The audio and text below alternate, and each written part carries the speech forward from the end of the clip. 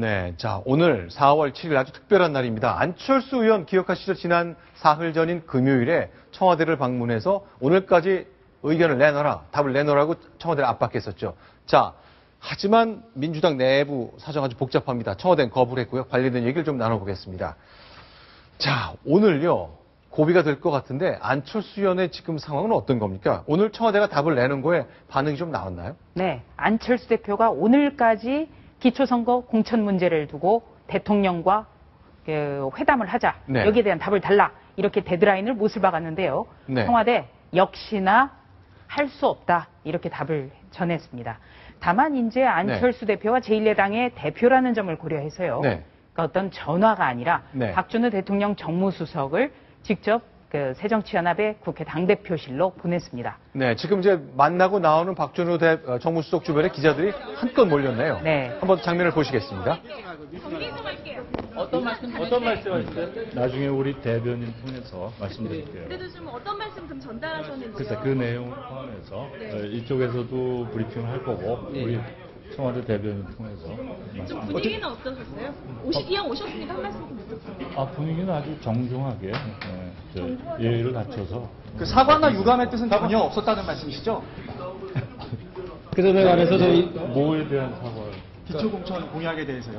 아니 그런 말씀하셨지만 청와대 대변인 통해서 지금 자라나고 있는 사람은 주광덕 정무비서관이네요. 네. 자, 박준우 정무수석과 주광덕 정무비서관 기자들이 정말 취재를 열심히 하나 봅니다. 네. 마이크를 들이대면서 딱 덫에 걸린 것 같은데 일단 대변인 통해서 정리하겠다 그랬잖아요. 네. 청와대는 어떻게 설명을 했습니까?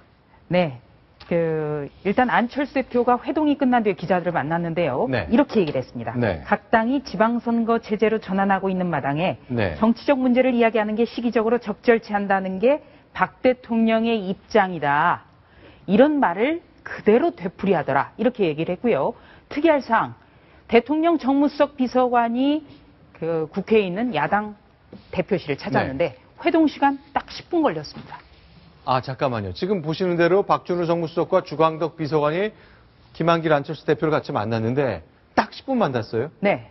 아니, 차 한 잔 마시고 뭐 그러다 보면은 덕담만 해도 한 10분은 걸릴 것 같은데. 보통 덕담만 해도 30여 분이 걸리는데 딱 10분. 네. 그러니까 가서 앉아서 악수하고 네. 서로 간의 입장 차이 전달하고 끝난 거죠. 10분이었습니까? 네. 딱 10분이었고요. 네. 여기에 대해서 금태섭 새정치연합 대변인이 브리핑을 했습니다. 네. 브리핑 내용도 참 지금 여야 관계를 그대로 보여줍니다. 네. 김한길 안철수 대표는 3번에 걸쳐서 말을 중단한 채 깊이 침묵했다.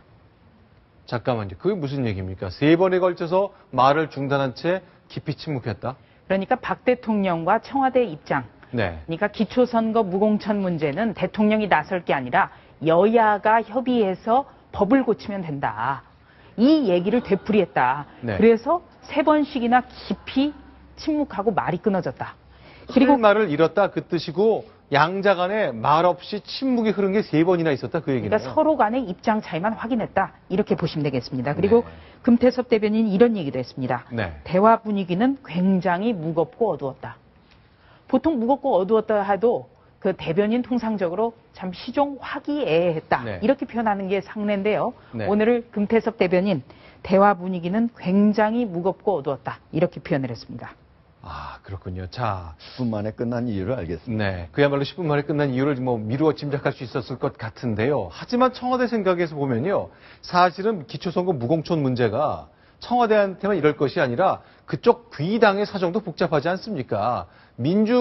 새정치민주연합 내부의 의견도 일치가 안 되는데 하는 생각이 청와대에 있는 것 같아요.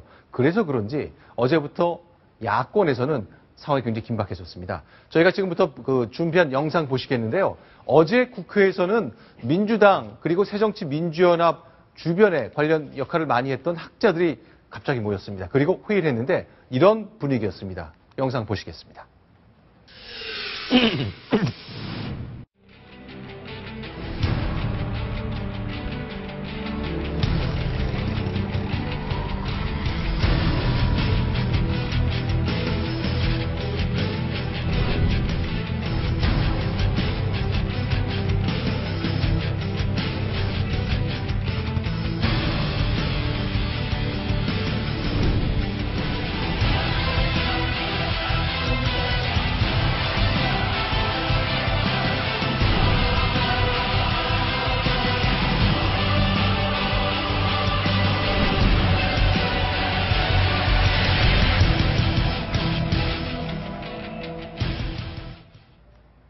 그렇죠. 안철수, 김한길 양 공동대표 선택의 순간이 나왔습니다만 야권 성향의 학자들은 대체적으로 6대1의 비율로 처리합시다. 공천해야 됩니다. 그 의견이네요. 네, 그렇습니다. 한국정치연구회가 어제 국회에서 긴급 토론을 개최했는데요.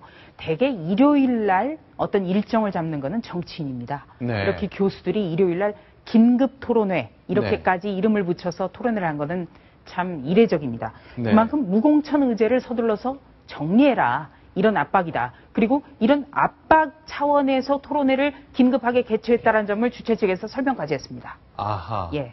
그러니까 이 교수분들 중심으로 그 당 지도부를 좀 압박하고 싶은 생각이 있는 거 아닌가 모르겠어요. 네. 보시면 모르겠습니까? 6대1입니다. 아주 강한 의견들이 많이 나왔는데 그 내용을 하나씩 좀 짚어보면서 조수진 차장께 좀 해설을 좀 부탁드리겠습니다. 네. 자, 일단 대표적으로요. 정혜구 성공회대 교수와 김호기 연세대 교수 두 분이 어제 얘기를 했습니다. 내용을 좀 소개를 좀 해주세요. 네. 두 분이 굉장히 특징적인 분들이잖아요. 네, 정혜구 성공회대 교수는 2012년 대선 때 문재인 캠프에서 그 역할을 맡았던 분이죠. 국민들은 무공천에 관심 없다. 하루빨리 무공천 선언을 철회해야 된다. 이렇게 얘기를 했고요.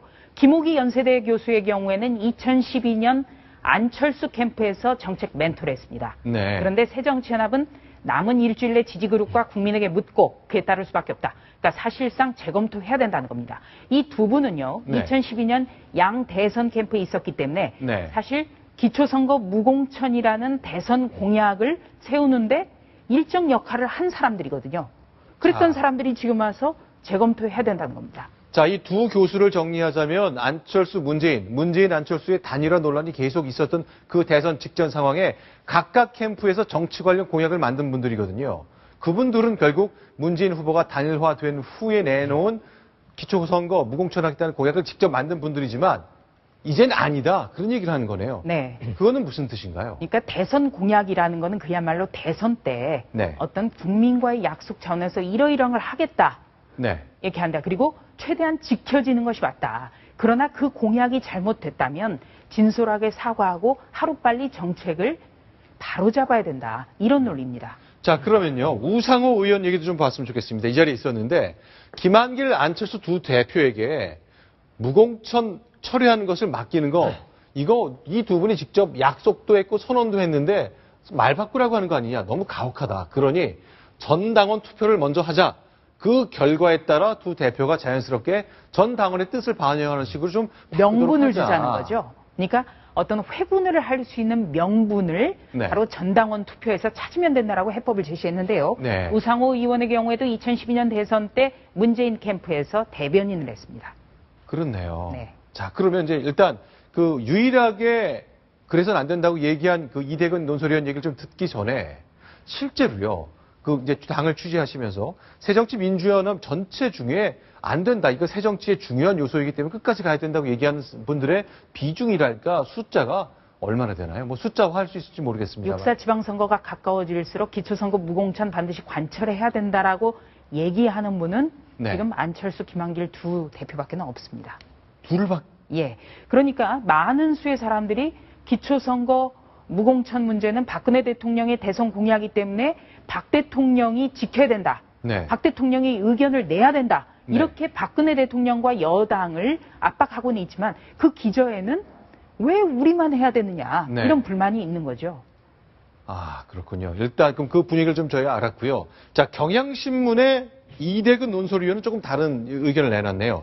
자, 무공천 약속을 새정치민주연합이 지키지 않았느냐. 그래서 이분들은 새정치를 말할 자격이 있다. 만약에 안철수, 김한길 두 공동대표가 번복을 하게 된다면 앞으로 선거 때까지 남은 시간은 변명과 방어로 시간을 다 쓸 거다. 그러니 될 일도 안 된다. 그러니 미루지 말자 이렇게 얘기했는데 현실 정치엔 좀 거리를 둔 언론인의 생각인데 어떻게 보세요? 좋은 말씀이죠. 그런데 어제 토론자 7명 중에서 네.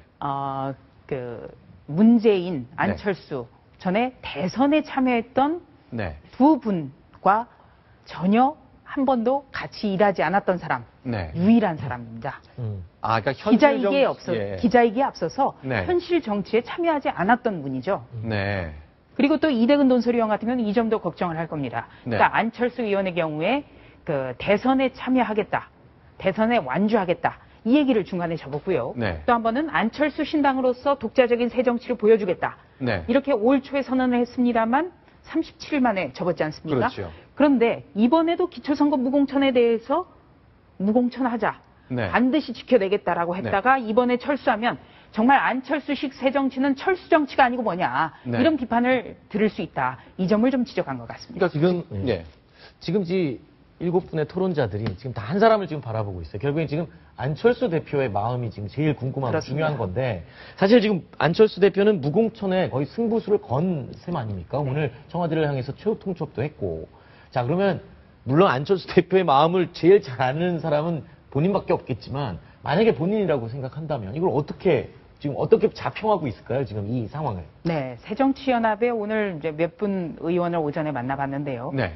이제 이성계가 위화도 회군할 때도 명분이 있었거든요. 네. 네, 전쟁을 하는데 장마철이라 네. 뭐 화살촉 같은 걸 마련할 수가 없다. 네. 이런 명분을 찾아서 회군을 했습니다. 네. 그리고 또 그 노무현 전 대통령 시절에 세종시 문제가 네. 논란이 됐을 때 어떤 여론조사를 토대로 해서 회군할 명분을 찾으면 된다. 네. 그리고 나서 여론이 이러니까 네. 저는 여기에 따르겠습니다. 그게 국민의 뜻에 따르는 겁니다. 이렇게 찾아야 된다는 의견이 상당히 많았거든요. 네. 그래서 지금도 새정치민주연합에서는 정치는 현실이다. 가혹할 만큼 현실이다.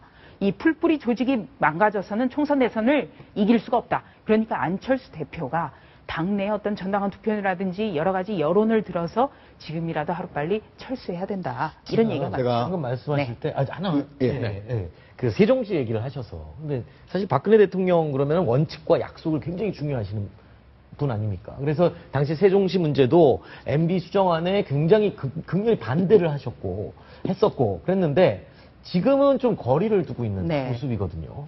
지금 바로 이제 그 세종시 원안이냐 네. 수정안이냐 이 논란이 새누리당 내부에서 2010년에 불거졌을 때 네. 그때 미생지신이라는 한자 성어가 굉장히 그 주목을 받았습니다. 미생이란 여성의 믿음, 신뢰 그 얘기였죠. 미생이라는 노나래 때 한 남성이 남성입니다. 그 여자친구를 다리 밑에서 기다리는데 폭우가 쏟아져도 그 피하지 않고 다리 밑을 지켰다가 빠져 죽었습니다. 네. 그래서 이 문제를 두고 정몽준 당시 한나라당 대표가 어리석은 미생의 전체를 밟아서는 안 된다. 이렇게 했을 때 박근혜 대통령은 미생은 신의를 중시하는 사람으로 귀감이 되고 있다. 이렇게 네. 얘기를 했죠. 네. 그랬는데 바로 이 미생지신이 지금 박근혜 대통령에게 부메랑이 돌아온 겁니다. 네. 그러니까 박근혜 대통령도 이 문제에 대해서 하루빨리 입장을 내놓고 국민들에게 설득을 하는 것이 어떨까 이렇게 생각이 되고요. 여의도에 지금 미생이 너무 많습니다. 미생으로 네. 무슨 얘기예요? 그러니까 박근혜 대통령 미생지신 얘기해놓고 지금 미생을 귀감이라고 했는데 얘기 안 하고요. 네. 안철수 대표도 내가 얘기를 했기 때문에 지키겠다 네. 이러고 있고 또 노무현 전 대통령의 경우에도 세종시 문제는 내가 공약을 했기 때문에 끝까지 지킵니다. 이렇게 네. 얘기를 했거든요. 그러니까 미생지신이라는 게 그 어떤 끝까지 고집해서 어리석음을 이렇게 일컫는 말이 아니라 좀 융통성이 있는 그런 어떤 정치인이 돼야 되지 않을까 제가 이런 얘기도 나옵니다. 우리 조수진 차장의 얘기를 들어보니까 네. 이 기초 단체장에 네. 정당 공천 폐지를 놓고 네. 어떻게 보면은 여의도에서 네. 국회의원들이 어떤 생각을 갖고 있는가 이거를 아주 잘 알 수 있을 거예요. 그렇죠. 한마디로 말해서 과거 대선 때 있었던 약속을 빨리 깨고 이거는 현실 정치를 모르는 사람들이 그냥 한 거니까 네. 그건 미생지신이나 마찬가지가 빨리 깨자. 네. 그 명분만 빨리 찾아보자. 네. 그리고 그거를 위해서 바로 학자들도 동원해가지고 지금 명분 쌓기를 하고 있다. 이렇게 네. 생각이 드는데 네. 기초 바로 단체장에 대한 정당 공천은 왜 폐지를 하려고 했느냐? 네. 크게 세 가지가 있습니다. 하나는 이거를 바로 단체장을 공천을 해주면서 돈을 받았습니다. 그렇죠. 돈 바로 공천. 돈 정치가 여기서 나왔습니다. 첫 번째로. 그래요? 두 번째는 뭐랬냐? 자기가 총선을 할 때 네. 바로 그 단체장들한테 선거 도움을 받습니다. 조직의 도움도 받고 여러 가지 도움을 받습니다. 전국에 227개의 바로 기초 단체장이 있는데요. 우리나라 국회의원 300명입니다. 네. 다 받을 수가 있죠. 마지막은 뭐하냐? 자기가 받은 민원을 해결하는 통로로 씁니다. 아하. 지금 이러한 구태 정치를 계속적으로 하겠다는 겁니다. 네. 만약에 지금 전국에 있는 네. 단체장들을 모아놓고 네. 이거를 어떻게 해야 될 것인가 토론을 시킨다면 지금 그 학자들하고 완전히 다르게 나올 겁니다. 제가 보면 5천만 국민들을 상대로 여론조사를 한다면 네. 또 다르게 나올 겁니다. 그래서 과거에 이것 때문에 네. 우리가 기득권을 내려놓자 국회의원 줄 세우기 없애자. 네. 그래서 이걸 없애기로 했던 거고 네, 네. 이렇게 해야만 제가 한번 오늘 물어봤어요. 기초단체장 직접 하시는 분한테 네. 이 바로 정당 공천제 때문에 네. 자그마한 인사 하나 하는 것까지 국회의원 지역위원장이 있고 원위 지구당 위원장들 네. 이 사람들이 모두 그거를 간섭한다는 거예요. 심지어 네. 마을 앉기를 포장하는 것도 그 사람이 해야 된다는 거예요. 네. 그래서 이런 것들 없애기 위해서는 네. 반드시 이거는 폐지돼야 되고 제가 보기엔 네. 안철수 의원 네. 그리고 박근혜 대통령 지금 고민하고 있을 텐데 이렇게 현실과 명분 사이에서 고민될 때는 원칙을 지켜야 된다 하는 것을 꼭 머릿속에 염두에 두시기를 바랍니다. 자, 지금 저희 조수진 차장과 하정대 부국장 얘기가 정말로 민주당 내 한 단면 같습니다. 실제 정치에 몸담았던 현실은 정말 가혹할 만한 현실을 얘기하는 분들이 많고 또 이제 당위를 얘기하시는 분들은 또 실제 좀 이 경향신문의 논설위원처럼 현장 정치에서 거리 있는 분들은 옳은 일을 가야 된다. 이런 얘기를 강조하는 것 같군요. 자, 어쨌건 청와대의 생각은 복잡하겠습니다만 일단 박근혜 대통령도 의견을 내놔야 되고 민주당, 새정치민주연합 내부에서도 뭔가 의견 통일을 모아줘야 될 것 같습니다. 오늘 4월 7일 안철수 공동대표가 내놓은 최후 통첩 그 데드라인입니다. 과연 내일 이후에 안철수 공동대표의 생각 굉장히 주목해 봐야 될 것 같습니다. 6월 4일 지방선거 앞두고 계속 이 현안은 요동칠 것 같습니다.